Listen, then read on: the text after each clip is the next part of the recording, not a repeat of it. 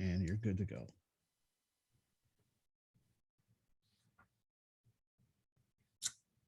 Okay, I think I'm good to start now. Is that correct?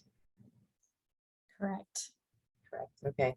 So welcome to the White House Initiative session. My name is Holly Mackey, and some of you I've probably met, many of you I probably have not. But I have been serving as the Executive Director for the White House Initiative on Advancing Educational Equity, Excellence, and Economic Opportunity for Native Americans and strengthening tribal colleges and universities for about 12 weeks. And so when we had the opportunity from the initiative to participate with OIE in this PD session, we were really excited because like you, right? I did not necessarily know that the initiative was still going on. I didn't know what was going on with it, and having come from the field. So what I would like to do today is just give you an overview of what the initiative is, right? And how it might be slightly different from the previous initiative that you are most likely familiar with the White House Initiative on Advancing American Indian Alaska Native Education. And then really talk through some of the things that we are doing or we would like to do. And so one of the things I did not know in advance, and Sarah was just kind enough to tell me, we could have set this up as a session where we could have been more interactive and talking. I did not know that was an option. So I would love to take your questions, your comments, or even your recommendations if you hear something that you think you might have some ideas on how we can better do in the comments in Pathable. And then Sarah will be reading those out. So please, if you could just take a moment to introduce yourselves to one another. I won't be able to see that at this point, but just put in the chat box where you're at, where you're coming from. I was just sat in on the data sharing session, and I really like to see all of the different locations from which people were logging on there. So as we get started, go ahead and do that. Okay, so the why. I think that for me, it's always important to really understand the why of what it is we're doing, and being familiar with the work that you do, right? We probably have a very similar why. And so when I explain to people what my job is, whether it is in this role as the executive director of the initiative, whether it's in my previous role as a professor, or whether it's in any role, right? It's really to facilitate tribal sovereignty and self-determination for our Native peoples. And the reason that I take this so seriously is because I am an enrolled member of the Northern Cheyenne Nation, and I really feel like it's our responsibility, whether we ask for it or not, to try to protect our tribes in the best way that we can. And I have found that through education, right, we have a very, very powerful tool for doing so. But from the Biden administration, we see agreement on our why with them on this idea that the nation-to-nation relationship is important, that tribal sovereignty is important, and self-determination is important. So if you watch any of the policy pieces that have come out of the Biden-Harris administration, or any of the ways that Secretary Cardona has talked about the priorities for education as it relates to Indian country, you will see that centered at all of the why, or what the why is centered on, is always self-sovereignty and self-determination. Excuse me. So a couple of background pieces to the initiative. So we still have a lot of people calling it the White House Initiative on Advancing American Indian Alaska Native Education. And so it's kind of like when you have a large family, and sometimes if they call you by your sister or brother's name, you answer. We answer to all of them. But I think that it's important for you to understand or to know internally, there were a number of people within the Department of Education that wanted to take the original idea behind the executive order and be very explicit about what it is we want to accomplish through that order. And so this is why the name has changed. This is why we have educational equity embedded in there, why we have educational excellence, and why we have economic opportunity embedded. And then to be very, very strategic about understanding that within Indian country, we also have to think about the connections with public education, BIE, and tribal colleges and universities. And so the White House Initiative is very specifically housed and co-chaired by the Secretary of Education, the Secretary of Interior, and the Secretary of Labor, as is reflected in our title. So our goal is to make sure that we understand how all of the different pieces within Indian country, our Title VI coordinators, our Title VI programs, and our BIE schools, how all of the different pieces fit together within this umbrella that takes into account equity, excellence, economic opportunity, and the ways through which we can operationalize our goals through tribal colleges and universities. And so I also wanted to provide you some information about the U.S. Department of Education priorities. So a couple of the filters we use when doing our work, one of course being the executive order itself, right? But then thinking about the priorities of the department and thinking about Secretary Cardona's guiding framework through which all of our different departments are working. And so we know, of course, addressing COVID is something that is it's a challenge, but it's something that we have to do right now. And so for anyone working within Indian communities, you know that we have been disproportionately affected by COVID-19. And so the work that we do is going to filter through that lens, particularly our work around technology and access. And to that end, you know, we can talk a little bit about some of the things that we've done, but COVID is one of those things, right? So then student access to educational resources and opportunities is another. And while this is one of the priorities, you know, agency-wide, our view on this is really thinking about access to resources and opportunities as they relate to language, culture, nation building, all of the components that make education for Indigenous students different from students who are non-Indigenous. And so while we want to provide the same educational resources and opportunities that all students would have with our students, there's an addition to, right? And that is language and culture. And we're very, very focused on language and culture, and then making the connections between language and culture to economic development, nation building, and sovereignty and self-determination. The diverse educator workforce, again, it's the agency's goal that we want to do this. Where we are focused through the initiative to operationalize this goal is to think about the teacher pipeline or pathway, depending upon how you frame it in your community. And so how do we encourage more students to go into education and become teachers? And then as a result of that, how do we then work on professional development that would encourage them to become school administrators?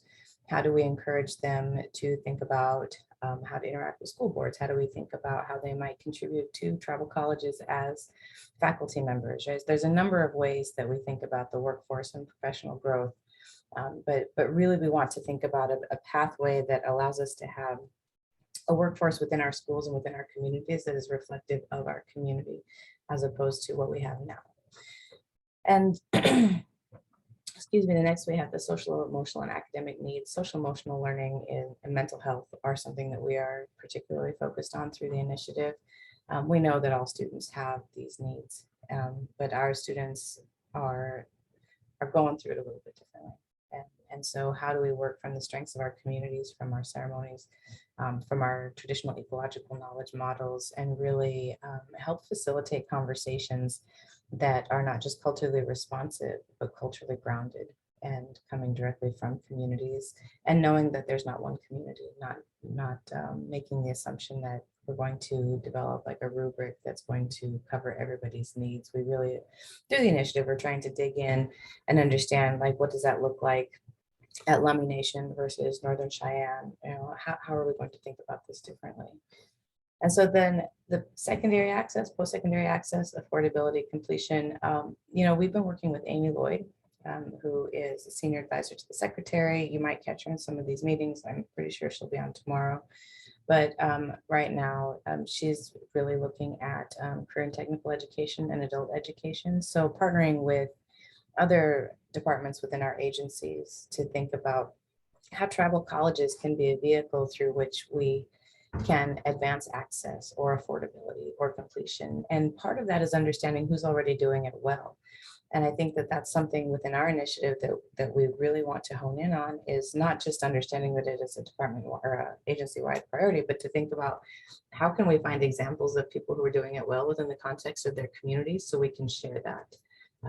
One of the things that we talk about a lot internally is this idea of competition being antithetical to how we operate within our communities. And yet we have set up our education systems to advocate for competitiveness. And so our goal through the initiative is to work as collaboratively as possible with anybody who has similar goals to advance Indigenous education writ large, and share resources, share access, right? And think about sustainability, think about what happens when we're not here. It's a conversation that we have often in the Department of Education. Like, what happens when we're no longer here, what are we leaving in place for people who will come after us? And so our goal with the initiative, working with Title VI, is to also think about that. In what ways can we support that sustainability? In what ways can we support greater collaboration and resource sharing and strategy sharing, as opposed to keeping everybody kind of in their own little bins where we don't share information because we've been set up into a competitive structure. And then the last is the strengthening cross-agency coordination and community engagement. And so with that, we have a lot of interagency working groups. And I wish Ron Lassard was able to join us as a presenter in this, because he could speak to quite a bit that has done prior to me coming on since October.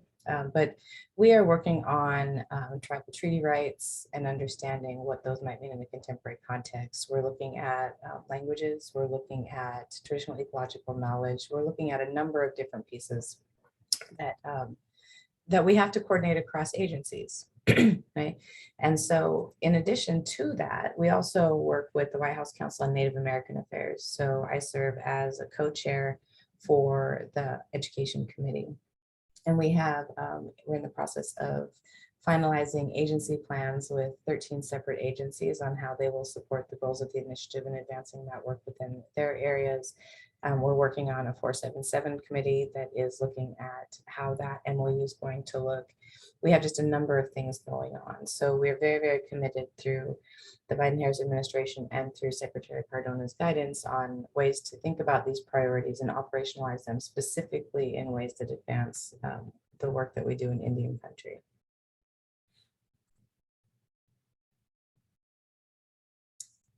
I'm just going to say yes, Sarah, and then we can figure it out. If it doesn't work, it doesn't work. I'm terrible at answering chats in the chat at the same time as talking. No worries. So yeah, what we're gonna do, we're gonna see if we can try to get Ron on here. Again, I didn't realize it was not like a Brady Bunch Zoom, so I apologize for that. I had assumed that Ron would be able to be a part of this already. So I want to just let you know who our key folks are. So as I had said, my name is Holly Mackey, Executive Director. And then Ron Lassard, who many of you know and have known over the years, is our program specialist, and he really helps sustain the initiative when we had that downtime. We'll call it the downtime in the previous administration. So there was a point in time where there was a lot of energy and excitement behind the initiative. And then we had a change in administrations, and their priorities were different and shifted. And now we have an administration in place that has shifted really a priority back into this initiative. And so Ron is a great contact if you want to understand anything historical or why things might be going on. Allison Berry is our confidential assistant. And so if you need to get a hold of us for any reason, if you'd like to schedule with me or Ron, or all of us, or Julian or Amy, who I'll introduce vicariously through my screen in a second. Allison Berry is somebody that you can contact and let her know that you would like to set up a meeting that's of interest to you moving forward. And then Julian Guerrero, of course, we all know who Julian is because it's his office's meeting. But then Amy Lloyd, as I had spoken of earlier, is working in current technical education. She's also working on the Pathways project. I think it's called like student GPS. She's very dynamic and has a role to play across all of the different departments that we work with in advancing the initiative's goals. So I can always come back and get you this information, but just suffice to say, scheduling, go to Allison, right? And the rest of it, you can put them in your back pocket. Give us an email, let us know. So one of the things that had been Macy had asked about, and a couple of people from Arizona had asked about, is like, what is the line of communication? Like, what is the role of the initiative in advancing communication from the field into the Department of Ed, into OIE, right, Congress, what have you. And so this is, I like this picture. It was actually the NIEA when they had their week on the Hill, and we had a roundtable with Secretary Cardona. And Secretary Cardona's priorities are to make sure that we are able to communicate in as much in as many ways possible with people in the field, and then gather information from people in the field to bring back to the department. So people feel that they're being heard, so they know that what you have to say matters. I know even when we were sitting in our offices, the stuff that you're doing on a day-to-day basis, many of you, I'm familiar with the work you're doing on a day-to-day basis, will never know about it. So the communication is really supposed to be bi-directional through the initiative. So not only do we want to get information to you, and oftentimes that's through the OIE listserv, right? But we also want to provide information, or we want to receive information back from you, which is why we wanted to do this session today, to just tell you about the initiative and about what we're doing, so we can really get some feedback from the people who are most affected by our decisions. So this is perfect timing. We got Ron on just in time for the what you can expect. Good job, Sarah. Good job. And I apologize, Ron. I thought you were going to be able to be on from the beginning here. So a couple of things you can expect from our executive order is really advancing all of our responsibilities to tribal treaty rights and the trust responsibility. So when we have conversations, this is at the heart of all of our conversations. Right. The second piece that you can expect is that we are committed, as was the Biden administration when writing the executive order, to elevate NACI, the National Advisory Council on Indian Education, and their recommendations. We want to elevate their role and really lean on them a little bit more for advisory pieces with what we're doing in ed. We know that we have a tremendous group of lifelong educators, and the expertise within NACI cannot be duplicated. And so within our executive order, Ron and I have really placed an effort or an emphasis on making sure that we not only acknowledge the role that they play intentionally, but then listen to those recommendations and see how we can operationalize those. We're obviously supporting the Office of Indian Ed and his role. We're doing that right now. Right. And then also thinking about tribal colleges and universities, whether that's technical assistance, whether that is coming and speaking. I know Ron has done keynote speeches and provided information to people, whether that is participating in different activities. I know there's commencement speeches coming up where the initiative is going to be involved in that. We just want to support tribal colleges and universities really in access in the best way that we can. Interagency collaboration, I had spoken on that a little bit, but then also substantive contributions to the White House Council on Native American Affairs. And with that, Ron, I'd like to turn it over to you so you can speak to the group a little bit about what it is that we've been doing with the Native American Affairs and any of the bullet points that are on here. Or anything you'd like to talk about, because you have a lot of experience with this, and we'll just trust your judgment on where you're going to go. Well, thank you very much, Holly, and good to see all those friendly names in the chat. And thank you, Julian, and Office of Indian Ed. So yes, so first of all, we're really pleased that Holly has joined us, brings a lot of expertise in the area of Indian education, as you know, and so we're excited about that. And I think it would, I think for me, it's, we're able to kind of pick up and restart with the new executive order, with the new administration coming in, placing a huge emphasis on Indian education and in Indian country in general, you know, with treaty rights and all the things that we're working on. The White House Council on Native American Affairs, as Holly said, Holly is the co-chair of the Education Committee, and there are several other committees, you know, in the White House Council that we're all coming together and working on various things, and they cross, you know, certainly from a health standpoint. You know, as we know, if our Native children are not living a healthy lifestyle or in an environment that's healthy, it's very difficult to you know, attend school.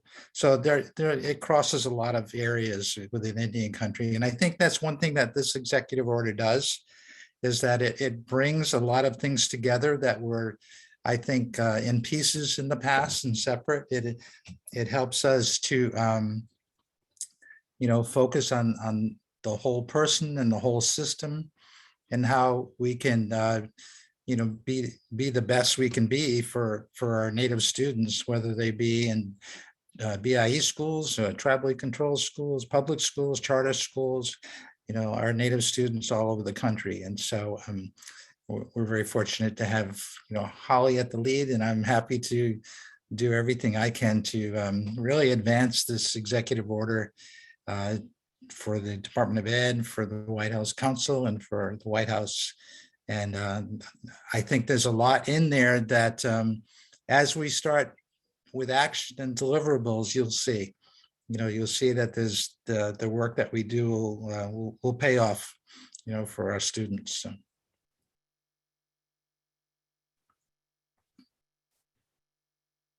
Apologize. I was trying to figure out how to unmute, and then I just zipped us through the slides. So in a nutshell, this is kind of what we're working on, which is, as clear as we can really get, right? I think what makes it difficult is to take a time and leave enough time for questions to really kind of capture down what it is we do. And so one of the ways that I've kind of been explaining to it is essentially, if it touches Indian education and it can be operationalized through tribal colleges and universities, and as a bonus can affect economic opportunity, that's what Ron and I do. And so we have, working with Veterans Benefits Affairs, VBA, to think about how to better help vets. That's something that's very important to us. And that touches down into Title VI too, because a lot of times you are serving the students of vets and we can't even get the veteran services that they need, right? So we're thinking about this whole child approach and the social and emotional component of that. Working with the language MOUs, and it's not just your typical players, but also we have Library of Congress involved and National Endowment for the Arts and all sorts of people involved in that. One of the things that I am really enjoying working on is really the tribal treaty working groups and the traditional ecological knowledge piece. And I suspect in the near future you'll hear more from the traditional ecological knowledge component and the language and the language MOUs that are going to be coming out from us. Those are the things we've been really focusing our time on, but thinking about what tribal ecological knowledge is and how we can uplift that within the work that we're doing related to language and culture in schools. And then how do we get the resources down to you? And then on a more practical side, I'm gonna leave this up in case you want to think about questions or anything that you might have, because we're about to shift. We wanted to save a good portion of this for questions for everybody, and to know what it is that you need from us, right? Almost a listening session in and of itself.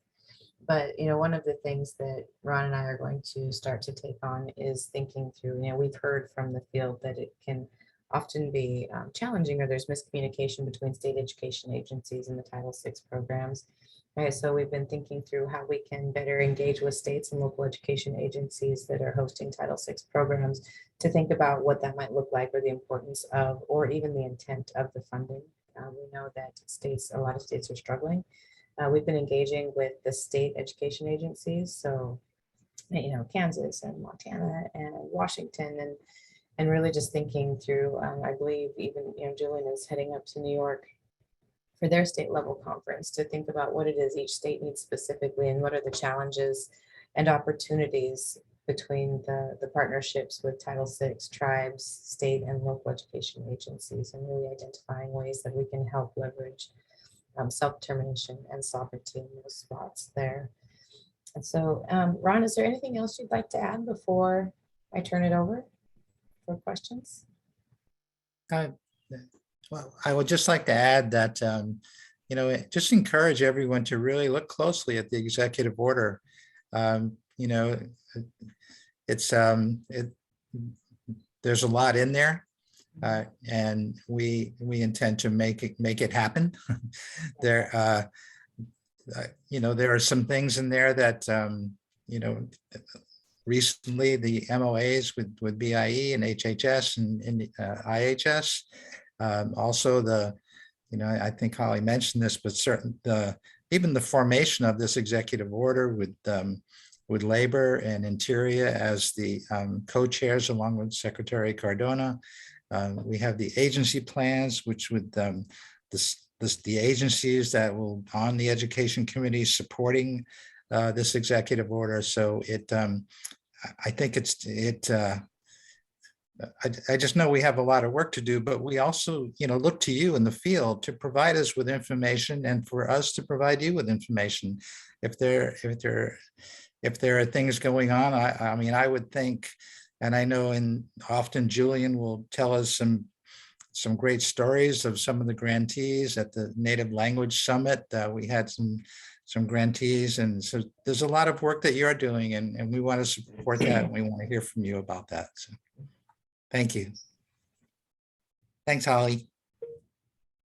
Yeah, thank you. So now I think we're going to moderate questions if there are any. I think this is really, it's awkward to not be able to see. Yeah, so I'll kind of fill you in on what's popping up here. So we have a question, would love to know if exploring the accreditation process for TCUs as a group is something worth looking into. Many TCUs have spoken to the unique nature of TCUs and the desire to establish something that fits for TCUs. So can you repeat just the first part about it? Yes. Just like the first few words? Yeah, they'd like to know basically if exploring the accreditation process for TCUs as a group would be worth it. Okay. Yeah. So I would say yes, right? And I don't know if I'm saying that as, Holly personally feels this as such, or if it is departmental priority. So I do want to make sure that I clarify if I am misspeaking or it's not in line with something the department agrees with. I can say personally, yes, I think it's a fantastic idea for a number of reasons. I come from educational administration, right? So in principal and superintendent preparation. And one of the things that we see consistently are accrediting agencies are very open to accrediting programs that are non-competitive with the state institutions or programs that they feel are quote unquote safe, right? My words, not theirs. And so we'll see teacher education programs will be approved, but then when a tribal college or university wants to approve a principal preparation or superintendent preparation program, right, they'll only allow them, they'll accredit master's degrees in curriculum and instruction, but they will not allow that freedom to have these degrees in administration. And what some of the accrediting agencies come back and say is because it's organized and governed by a tribal council and a tribal board. And I think that there's a hypocrisy in that because state institutions are also, right, they have the State Board of Education, right, and the governing council is in fact the State House and Senates. And so there's a discriminatory piece in there in making the assumption that, the House and Senate of any given state is somehow more ethically reliable than our tribal councils and our tribal boards. And so I think that there would be utility in doing that. I think there are challenges to doing that as well, right? And particularly in terms of, students who are moving on to do degrees in other areas, whether or not it's going to be recognized as a reciprocal sort of accreditation process, whether or not we have that ability for students to move across tribal colleges and non-tribal colleges and universities in a way that best fits them. Because the goal, of course, is to support tribal colleges, but more importantly, to make sure that our students have the ability to make those choices that are best for them in their particular pathway in education or where they're at in that moment. Ron, did you have anything to add to that? I would just mention that it's kind of along the lines of accreditation, but not specifically, but it has to do with the pathways for students that several of the tribal colleges are working with the four-year colleges in the area, to help students make that path from the tribal college to a four-year college if the tribal college is not a four-year college. And I think that's important because I guess all this is raising the level, raising the awareness in Indian country, because very often tribal colleges and universities were not well known by outside of their communities. And then also from a funding standpoint, not nearly as funded as some of the other minority serving institutions. So, I think that we have some opportunities here to. Yeah, I would agree with that. And I would say, in the process of exploring accreditation, those MOUs with four-year institutions are helpful. And from an initiative standpoint, I would say they also, I mean, you have to bear in mind what those look like, thinking about tuition sharing, things like that, because institutions generally tend to prioritize themselves over the tribal college. So as you start to think about what you do in the interim, right, or whether it's worth exploring, you also have to think about what that interim looks like, and how do we center self-determination and sovereignty through the process of, not just in the outcome. Sarah, do you have another question? Yeah, so our next question is coming over. So one of the areas of educational equity is access to online education because of limited internet connectivity, particularly in more rural frontier areas. In many areas, even if there is connectivity, it's expensive and depends on phone lines. Are there any plans to further address this inequity? Ron, were you on the technology listening session and do you want to address this one?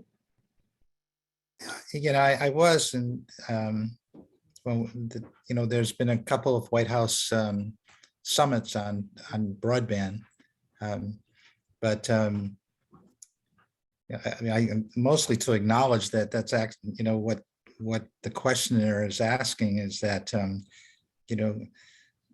I don't know, I don't know what we can do within the department, and I think that probably need to reach across some of our other offices to see what else is happening within for broadband act. But certainly access to broadband, certainly the E-rate, so much has to change with that, and so I guess I don't have anything specific on that, but I think that that we can be a we can be a vehicle to get the word out and get more information out, to what is needed in Indian country, because it's the application is, we all agree with the application. It's telemedicine, distance learning, there's all those things, but there are a lot of issues with the last mile, the connectivity, and working with the sovereign nations and bringing that connectivity to sovereign nations. And I think that if we can help facilitate some of those conversations, and that would be good. Right. And so a couple of concrete things, I think, just to add to that. So there was a tribal consultation on this, and then there was a working group meeting on this. And one of the things we were able to do is really express what we're hearing from the field, exactly what the comments said, right? Just because there's broadband, just because there's connectivity, that doesn't take away the equity pieces of what if you don't have the ability to get to a hotspot? What if you don't have within your community, right, the infrastructure that allows you to have that? What if you don't have the one-to-one? What if the school is providing one laptop for 6 children and you're all trying to do all of it at the same time? And kind of the broad gamut. And so what we've been able to do from the initiative is sit in on these and make sure that those are recorded, because people will say, well, if we just get broadband, if we just did telehealth, right? I love that you brought up telehealth, Ron, because this is where we've been really engaging with some interagency working groups on social emotional learning and mental health. And everyone keeps saying, well, we're just going to do telehealth and that's the answer. Well, what if you can't log on? Right? Like telehealth is the answer if in fact you have a computer and you can log on and right? And 7 kids don't need it at the same time. Yeah. And so from an initiative standpoint, where we've been able to get some headway is to have some intentional conversations about why access is not enough, right? Or access in what ways, or why we're not questioning those pieces. And so as you start to think about this more, or if you see things that are working well, we would love to pass along more of those pieces, as you know what's going on. And I think one thing I would mention is, certainly our Secretary Cardona and the priorities around COVID. One of the things that really happened in Indian country, and a lot of our students, fell even further behind than they may have been, when COVID came, because it wasn't the distance learning issue was really a challenge. So, for example, in some urban areas, students were able to receive devices, iPads and things, and that helped transition from staying home, from being in school to staying home.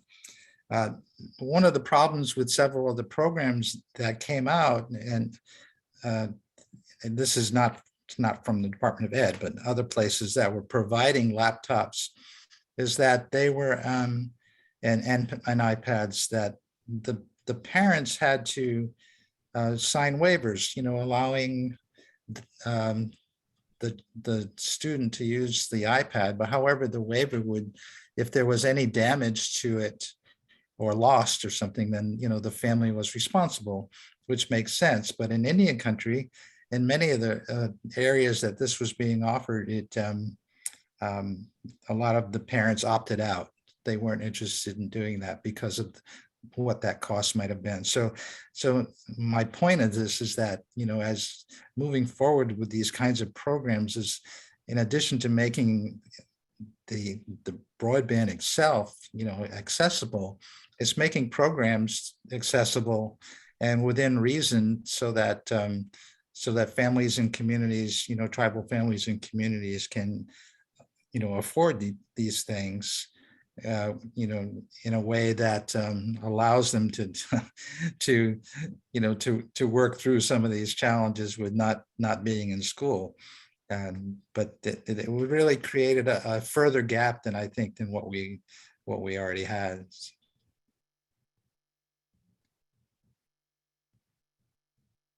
And I did just want to point out, I know y'all mentioned the listening session that happened in March on educational technology. I did post in the chat box a link to the recording and transcript from that. So anybody who wasn't able to partake live can go over there and watch it Netflix style at your leisure.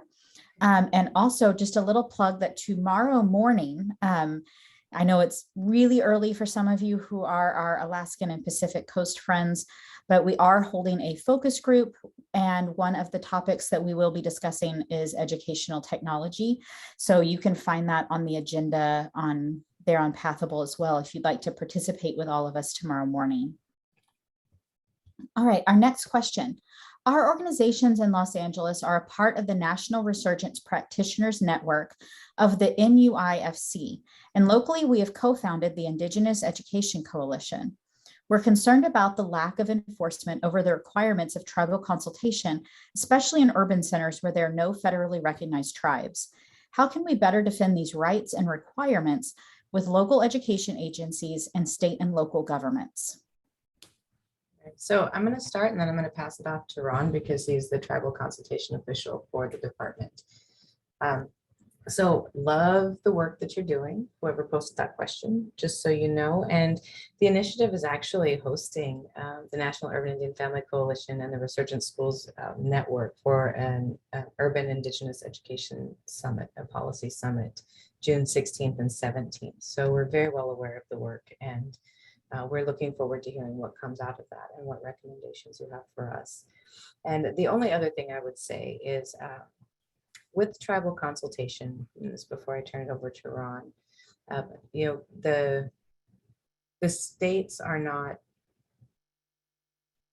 the states have not been very effective, right, in reaching urban Indian populations. We know this, right? Trying to be as generous as I can possibly be, because there's a lot of really good people at state levels who would like to be more engaged with that.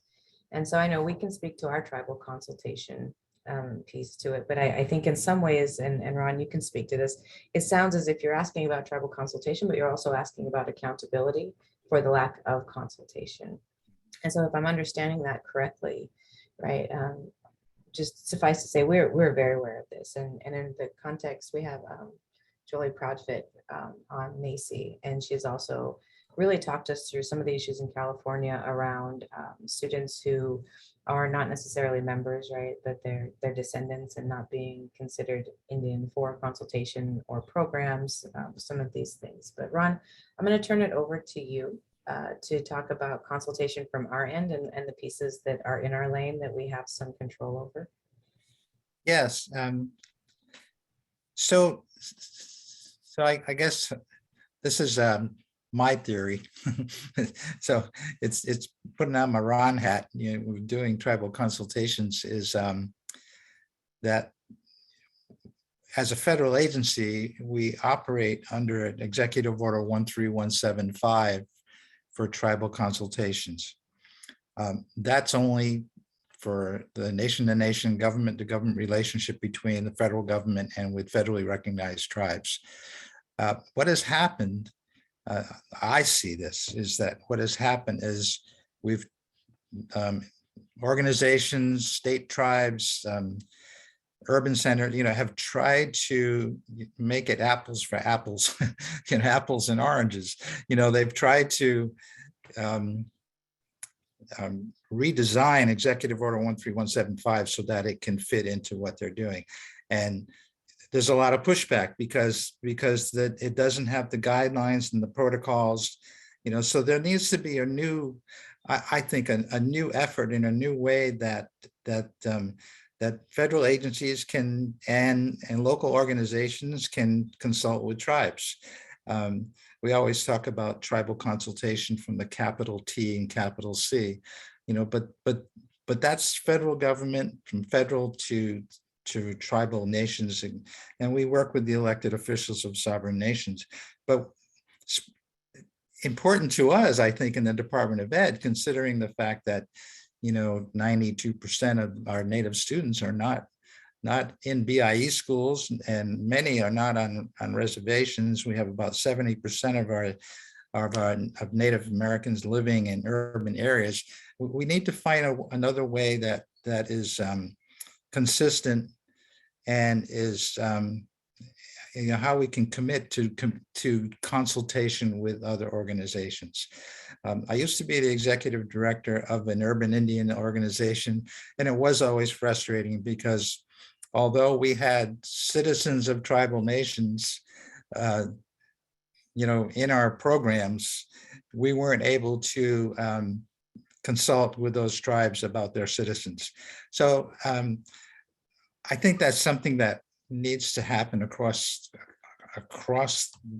agencies. The same thing with working with Native Hawaiians. They're not tribes. However, there needs to be a way. There needs to be a way to open communication up. We tried that in ESSA, where the states and tribes, states required to consult with tribes, and in some cases that's worked out very well. In other cases, it hasn't, because of the way it was the states had operated that. But so it's like, I know the dilemma, I know the challenges. I think that we can help and be supportive of ways to support urban centers and other organizations, especially Native organizations, especially organizations that have more than 50% of their board are Native, and so they are Native organizations. And how can we help bring them to the table with tribes and meeting with tribes? Whether we may not call it Executive Order we can't call it Executive Order 13175, but we can call it a kind of consultation that brings people together to address the challenges and the problems that are existing. And there are many, and as good as it is with Executive Order 13175 in consultation with tribes, with federally recognized tribes, there's a whole other area of people, including state tribes and organizations, that we need to communicate with.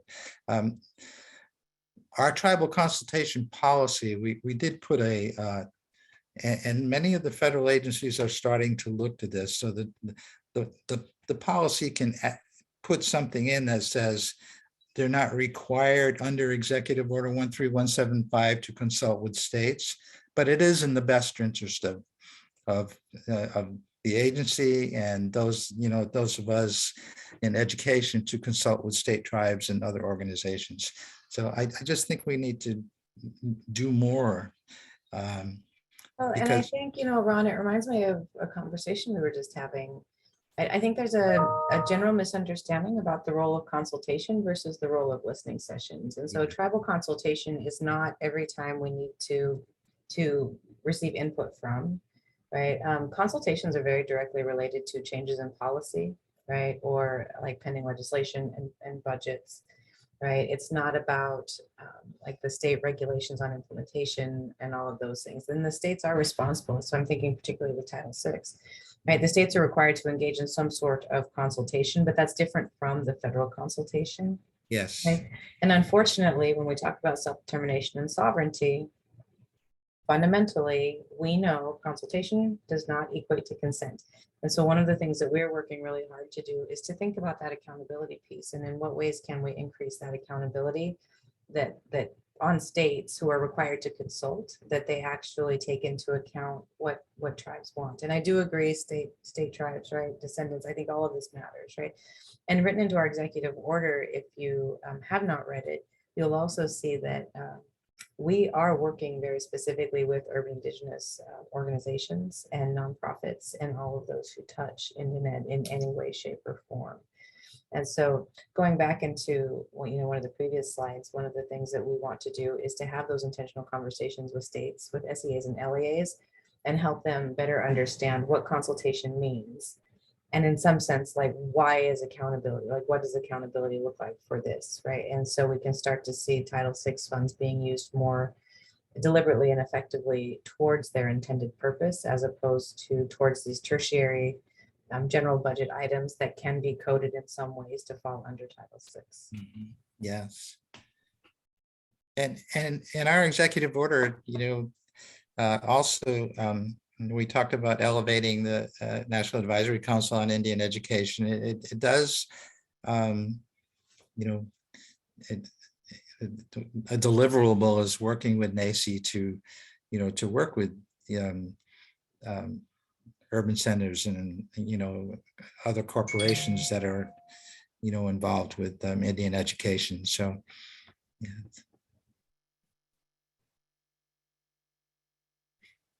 Right. Your next question, are there plans to lessen the over-reliance on non-native standards and put emphasis on native tribal standards that get into areas of certification, accreditation, and most importantly, assessments?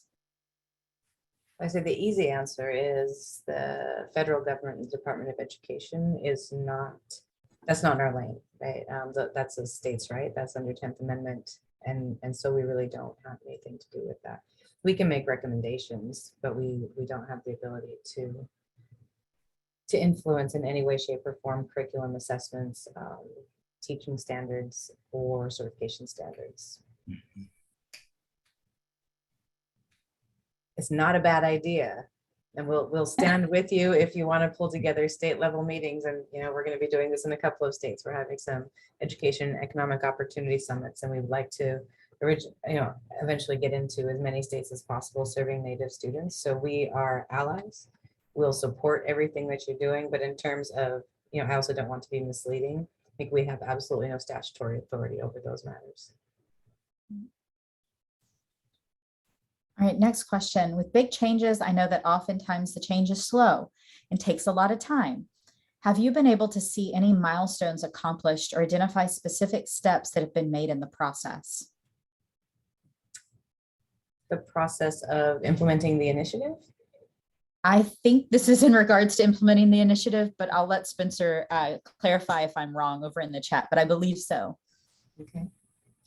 Well, I would say, just to start out, I think the one very concrete piece that we've seen is through NACI as our advisory board. So we recently held our NACI meeting, and for the first time we had the Secretary of Education directly address the group and engage in dialogue with the group. And that's something that was a goal, right? And so it might seem like a small goal, but it was actually quite remarkable, right? And I think that we've been able to, right, in a very short period of time, try to reach that goal of elevating NACI to their rightful place in the process of advising through Indian education. And Ron, do you want to speak to any of the questions that I've gotten here? Just because of that historical knowledge of and like try to keep it contained, like just from October to now, because we don't want to go into previous administration. No, but what is really important, and I think sometimes in contrast previously, but the fact that now we have a new executive order. Executive orders are, if you don't have the capacity to achieve the deliverables within the executive order, and I mean the capacity by having a staff and having budget and having the kinds of things that are needed to achieve the deliverables and the goals and mission, then it makes it very difficult.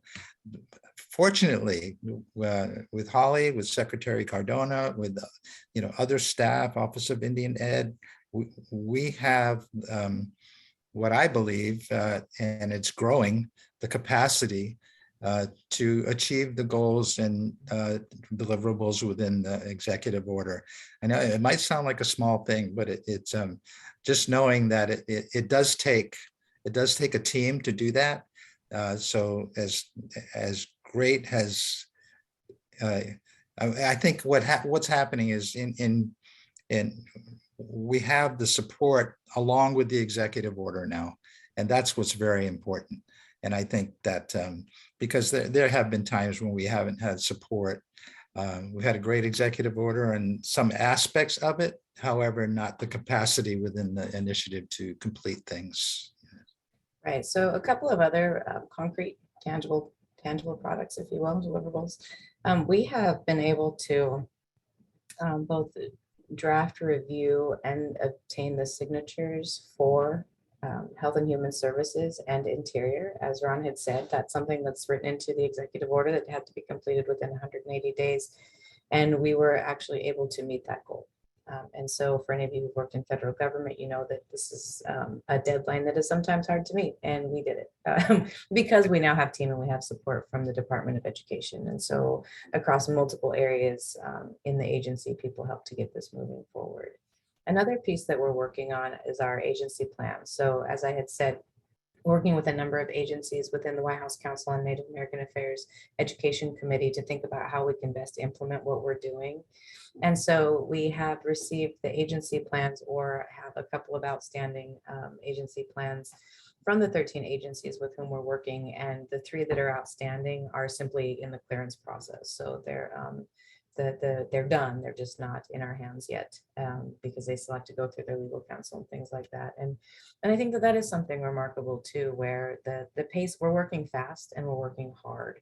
And so MOUs across multiple agencies are very difficult to actually get done, right, in a way that people are happy about. Having agency plans in place takes a lot of effort and a lot of people coming together to do that. But here's how we see it. Okay? This is an unprecedented period in time, an unprecedented opportunity for us to leverage all of the expertise and life lessons that we have about Indian education in a way where we can accomplish these goals. We've never before in the history of this country had both an administration and a Department of Education and Department of Interior so willing and so able to take all of the ideas that the Indian country has presented to overcome challenges and change those into opportunities.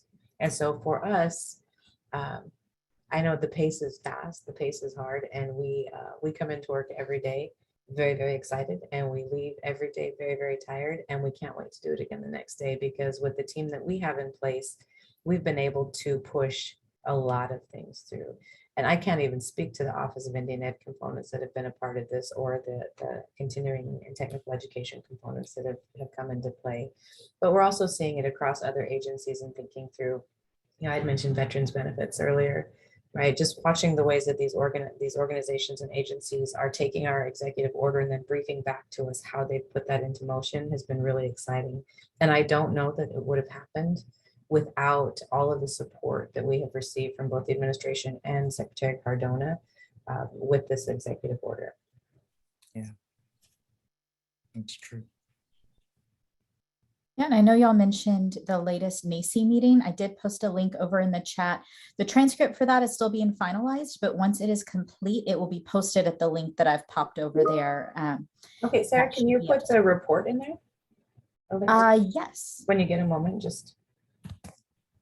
And it would also be helpful, I think, if we, for those of you who might not have seen the NEAS, right? So I know that Mandy's on NACI and the NEAS TRP. And I think there's a lot. I'm not entirely sure people see just how much is going on behind the scenes or how much work goes into, or what the recommendations are oftentimes from NACI or from like NICE. And NICE has the last 2 cycles been able to, the TRP has been able to create a setting the context document. So I don't know if you're like me. When I was a teacher, I would pull up the NICE report and I would see that, you know, language and culture had a negative association with math and reading scores. And I always thought, to a non-Indigenous leader, right, does this mean that we should reduce culture and language, right? So that when you don't understand the statistics behind it or how they're analyzing it, or not taking into account the fact that, you know, unless you're teaching math in Cherokee, you can't correlate, right, language and culture in the Cherokee Nation, right, to the NAEP scores, and like what's being done with it. And so there's a setting the context document that useful if you haven't seen it, but also it gives you really good language to use when you're talking with local education agencies and state education agencies about Title VI funding, right? And so I would encourage you to peruse the TRP report, or just the setting the context document and the NACI report, to kind of get an idea about what's on people's minds. And then also stay tuned. You know, we want to do listening sessions as much as possible to get data back. Secretary Cardona has been very, very deliberate in making sure that I know that his goal is to get as much feedback from the field as possible, and that we should support those who are working in the field as much as possible to get all of those ideas back to the department. Hello, Allison. So for those of you who are seeing Allison come on, this is Allison, and her name was on the slide way back when.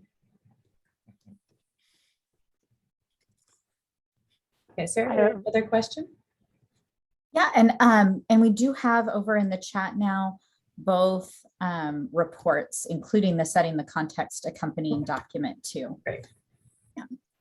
All right, so next up, oh, and thank you both to Donna and James, who are also helping populate those. I know sometimes the links get a little funky, so.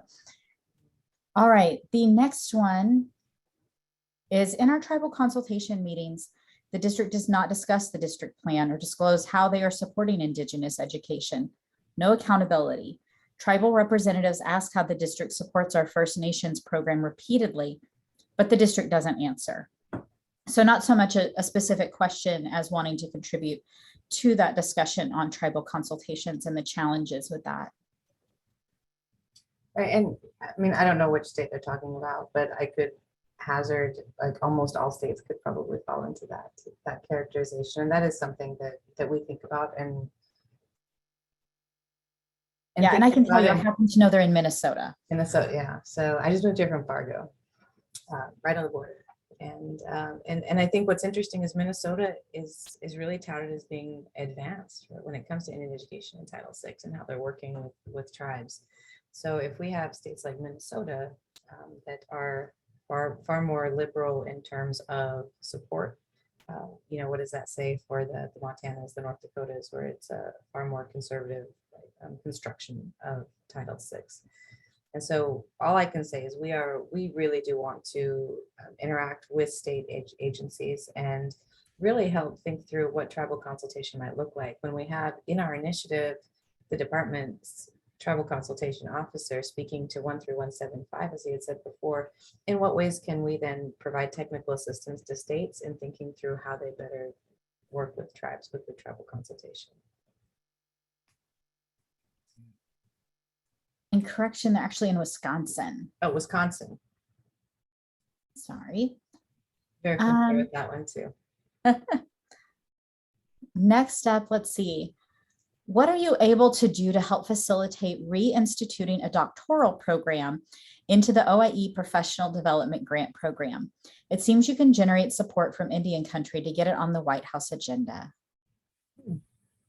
So we're not OIE. I think that's something to clarify very specifically, that we are not. So Julian in his office is separate from us. And so in terms of making decisions about any of the grants, we aren't in that lane. We work with Julian in terms of language and things like that, but ultimately that's under Julian's purview. So I'm going to turn this one back over to Ron because it speaks to some historical components that I may not be as familiar with, and I want to make sure that we're giving you the best answer possible. Yeah, I wish I had a good answer for that. Well, here, let's do this. So I'm going to ask some questions. If you could just like throw them in the chat and maybe Sarah tell us. So you're talking about funding through OIE for doctoral programs similar to the way it was done, like the Penn State Leadership Program and all of that before they took that money and started redirecting to tribal colleges and universities. So first they made it a master's program and not doctoral, and then they shifted the money into tribal colleges and universities. So mainstream institutions no longer had that access or that funding. Is this kind of the question? I think what they're asking in regards to is right now OIE has a discretionary grant that is just for teacher and administrator certification. So it allows for bachelor's and master's degrees, but not for doctoral degrees. Right. And so there's Yeah, been that's right. interest Yeah, from we're the talking field. about we're talking about the same thing. Yeah. And so I think that's going to be a challenge because most states don't require a doctoral degree to be a superintendent. So one of the things is if in fact you work within your state to lobby that a doctoral degree is required for superintendency certification, then it would then open back up. But because most states don't have that, that is why. So we're, as a department, as a federal government, we're geared toward directing funds in the way that best meets the needs of people, which takes a lot of resources and spreads them very thin. So it's highly unlikely that there are going to be funds set aside to provide people personal development as opposed to funding for, more principal certification, where we might take that money and in the same amount of time as one doctoral student in a PhD or an EDB program, we could graduate 3 or 4 masters with their administration degrees who can directly go into schools then and advance the work of representation and increasing the number of Native educators in schools. And there is a follow-up comment on that one. Someone saying that may be true, but even in North Dakota, you will not be a superintendent in a large district without a doctorate. In addition, our larger BIE schools only see doctorate prepared individuals as superintendents. Say the second part of that one more time. Like I said, so North Dakota in a large district, so you're talking like Fargo, Bismarck, Mandan. Yeah, and they're saying even in the larger BIE schools that only doctorate prepared individuals would be allowed to be superintendents. Right, and so I think that's an interesting way to think about opportunities. I don't disagree. Just to be clear, I don't disagree that it should be, right? I'm just simply saying what the rationale would be from a funding perspective as to how it is. Right? I do want to make that clear. But I think there are different opportunities and to think across BIE, right, and ed, and how we might partner a little bit differently for those districts that are going to require it. Because I have also, I believe that the superintendent application process, right, for BIE does, whether requiring a doctorate or not, imply that you would need that doctorate. And so, I think this is an opportunity for us to think about a working group or a listening session on what are the arguments for, right? Because when we're talking equity, I think you just hit whoever asked the question. I really don't like that I don't know who I'm talking to, especially North Dakota, because it's Carmelita. Oh, Carmelita. Oh, yes, you're right, Carmelita. I agree.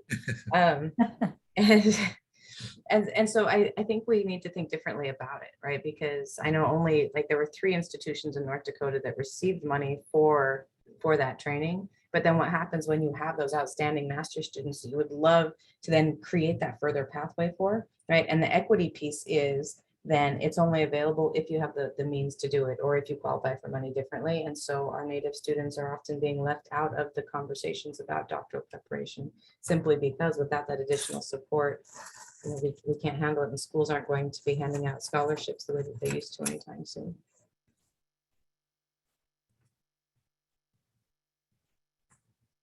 All right, that was the last question we had at the ready. We do have about 10 minutes left in the session. So if anyone has any final questions, we do have time for probably 2-ish more. Give everyone opportunity. 2 2 or 1 or maybe 10, depending upon what the answer is. Exactly. Depending upon how complicated your question will determine how many more we can hit.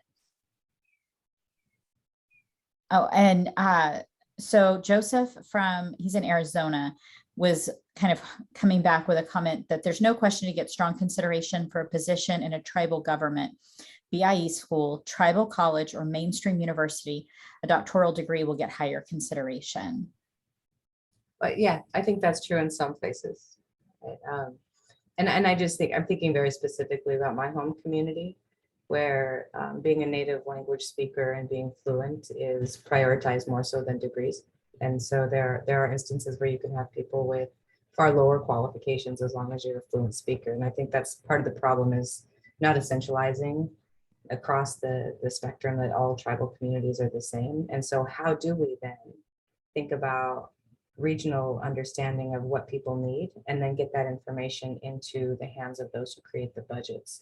And so Joseph, I think that your comment really makes me think that we need to have not just listening sessions, but something very regional, because if in your region that's something that's required, then absolutely we need to think about funding in that way, right? In other communities where it's not, then maybe we need to think about different ways to operationalize their funding for things that better suit their needs. For example, they might prioritize language over, right, a doctoral program. Right? And I think some of it has to do with whether you have doctoral programs available and the quality of, which is completely getting out of my lane, right, as the initiative director, but really thinking about, just because you have access to a doctoral program or an online doctoral program, is it a good quality program? Right? And what we see now are these like huge pop-ups all over the country of master's and doctoral degree programs that are intended to be like easy, they're asynchronous, they don't require much of you. But what kind of leader are you with a degree that comes from an institution that doesn't want you to actually have to put in much effort, right, to obtain your degree? And so I think it's being very discerning, the difference between accessible and perhaps non-applicable in any sort of sense, because we can put into our path, into the pathway, or into the stream, a lot of educators who are ill-prepared, and then set them up for failure if we don't think about the types of programs they're in. So I would like to see more programs, yes. I would like to see greater accountability on what those programs do.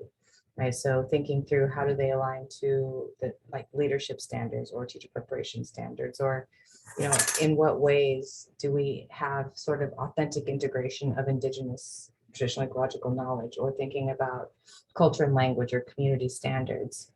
And so I'm a product of the Penn State Leadership Program, and we had this amazing like seminar, but none of my classes talked about anything to do with Indians or Indian Ed. Right, everything I knew came from the side seminar. So was it an Indigenous leadership prep program, or was it just a program that was funded to provide Indigenous students the opportunity to get a degree from there? Right? And so I think there are some programs like in New Mexico. I'm super not endorsing anybody, just so you know, but like University of New Mexico has a program that's fully integrated where the Indigenous knowledge is baked into the program itself. Right. And so just thinking about those differences, I don't disagree that we, like in some regions, yes, you need it. And it's really a perception of degrees and education. And then in some regions, having a doctoral degree is actually a deterrent, because people see it as that you've left the community for too long, right? And so you've left for too long, and coming back with your degrees makes you less humble. And so some communities reject those PhDs. All right, the next one is a super easy question, I think, for Holly. I know it's for Holly. I don't know about the super easy, but I think so. So Chris from Idaho was asking, Holly, I see your name in communication with Christina. Will you be on the team possibly visiting Idaho in June? Yes, I will be. As will Amy Lloyd. We don't have the whole team together yet. And Chris, I sat in on your session actually to get to know you a little bit, because I was pretty excited to see you on here. So I will be with the team.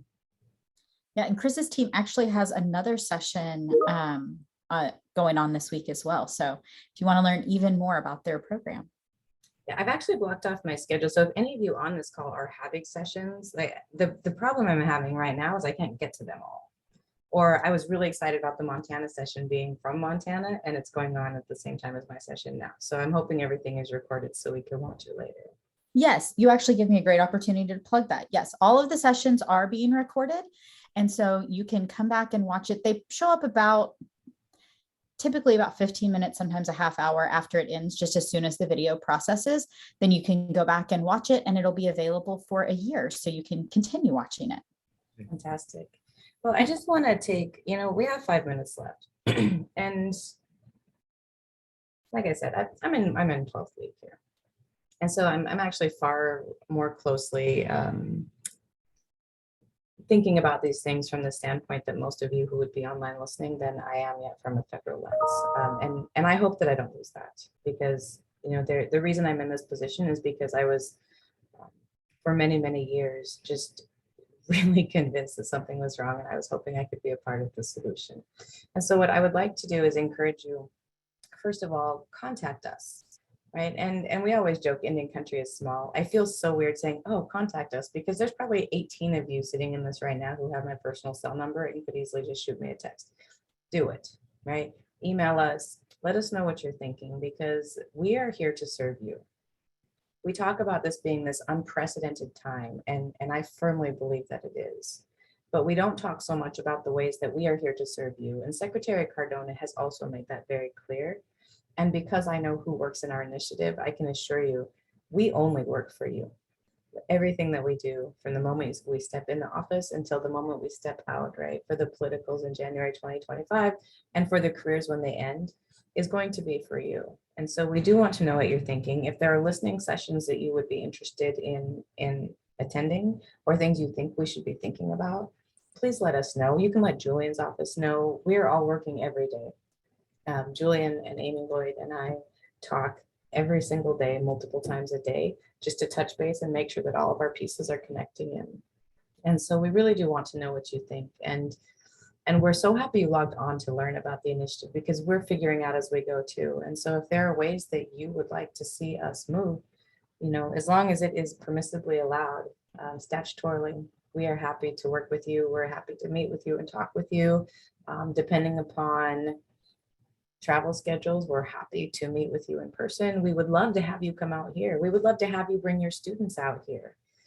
That's one of the things that we want to flood the Department of Education with indigeneity, whether that's dancing, whether that is listening sessions, whether we have singers coming in, and really help educate others in the department about what we're doing and why our different communities are so important. Okay, so yes to all of the things, caveat being, as long as it's statutorily legal for us to do so. Well, and you have just a couple of final questions and comments in the chat. So Carmelita from North Dakota again was sharing, one thing that I've often thought about is how tribal consultation could have a greater impact on what qualifying payback might look like. Within OIE, the stipulations are somewhat narrow. And that's in regards to that PD program and what the participants can use for that payback requirement. And I think to that end, like, I think Julian's on right now. So that's definitely OIE's lane and not ours, but noted. And it's a smart analysis. And then Spencer in Utah, his question is in regards to the previous comments on superintendents with a PhD. He said, for me, this brings into question a Native American hiring policy for organizations who serve a majority of American Indian students, and wondering, does anyone else have these in their organizations? So I'd invite those of you who are on, share with Spencer if y'all have those types of hiring policies in place or not. Let's see, then we have Sharon in Montana. Although Montana has Indian education for all, the legislative intent is not being followed by all schools, just the schools with high population of Native students. Right. Yeah, well, and at that, we know there's an ACLU lawsuit right now. Just like my background. So my aunt was a state legislative rep in Montana for many, many years, Norma Bixby, and she established the tribal college in our community. So I've been a part of the Montana politics for about 47 years now. And I know, and I think that's also, when we talk about best practices and we talk about all of these things, this is why, we really started to shift our language into community practices, because what was so frustrating to me, I was a teacher in Montana when Indian Ed for All finally was funded, coming off of the character ed grants that we were funding differently for curriculum. And it's very, very dangerous when you start to put people on a pedestal for getting it right, because then we lose sight of the fact that there are programs that still need our assistance, right? So Montana was getting so much attention for how they did it right, and they were doing it right. But then when there were problems that were starting to come up, I don't think they were on our radar in the ways that they should have been. And I think that it's a lesson to take away, right, for all programs, all these community practices, is we also have to be mindful when our colleagues are facing challenges and take them just as seriously as we do the more glaring challenges. You know, simply because it looks like you have it all doesn't mean that you don't still need that support from different peer groups and different organizations doing the work. Yeah. And I think, Ron, do you want to say our final words, close us out? Yeah, I just wanted to say, so one of the things that is near and dear to me in the initiative, and I know Holly and others and the secretary, is the preservation and revitalization of native languages. And I just wanted to mention that it's been a real joy to see, not only coming from the United Nations and Year of Indigenous Languages, but then we have Secretary Holland with the boarding school initiative. We have the White House Council really emphasizing native languages. We have our Native Language Summit, which will be coming up again, being the 9th one that'll be coming up at NIEA. So there's a lot of effort around that. And again, that's supported by the administration and by the Department of Education. So keep your eyes out for those things that are coming, especially that the summit that'll come in probably in October in conjunction with NIEA. Yeah. Thanks. Great. Well, thank you so much, Holly and Ron and Allison, for joining us so impromptu last minute as well. We really appreciate all three of you taking time out of your very busy schedules to be with us today. We don't have any more questions right at the moment. We have some folks who are responding to Spencer's inquiry. I invite all of you who joined us, if you do have additional questions, feel free to post those on the chat. We will reach back out to you as we can with responses. And don't forget, just one last little plug, that we do have a focus group tomorrow where we are going to be touching upon some of those listening sessions that occurred in March and really providing additional opportunity for you to engage in discussion with both the folks from the initiative and the folks from OIE. And before you head out, if you would please make sure to take our feedback poll. You just right next to the chat where you've already been hanging out, just head right next to that to where it says polls. You'll click there and you'll see the feedback poll. It's super easy, one question. And we look forward to seeing you after your quick break on your next breakout session today. Thanks, everyone. Thank you. Thank you, Holly. Thank you.